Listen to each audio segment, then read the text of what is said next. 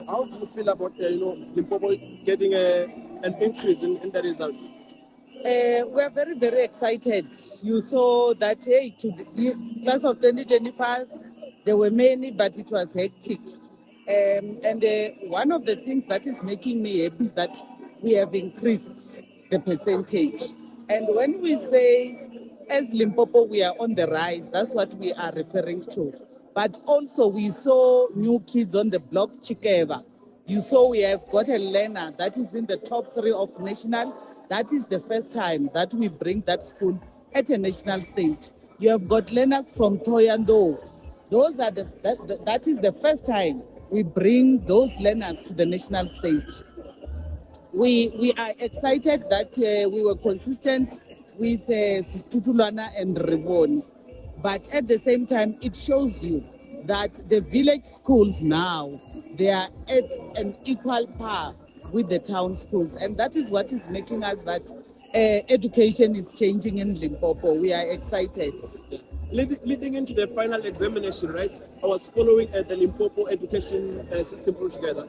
The premier emphasized that we were aiming for at least above 90%. We fell short, not so much though, but we fell short, not so much though. How does, we are still there. We are still there. And I think this is a journey that will not disband. We were aiming for two things. We were aiming, one, for a top 5 spot. And secondly, we were aiming for 90%. So if today the province that took number 1 only got 90, it shows you, Uri, the exams were tight. But we are still on that journey. I am not going to abandon that. We are just going to reinforce and make sure. We still want our top 5 spot. We still have to work hard and get it. There is no way. I'm not gonna interview you and say this is not a huge achievement. It is a huge achievement. Yes. In fact, congratulations to you and the department altogether. What measures would you say were helpful in achieving this milestone?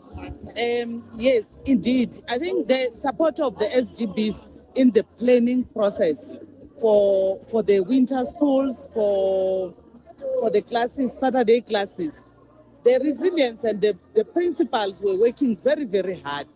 The principals worked hard. The educators of the cohort of class of 2025, they worked very hard. So it has been a teamwork. And I think as we go to launch back to school, as you have seen on Tuesday, we have already started. We'll see what other measures and support we can give. But I think what is critical is what has been emphasized: quality time of a teacher and a learner in the class.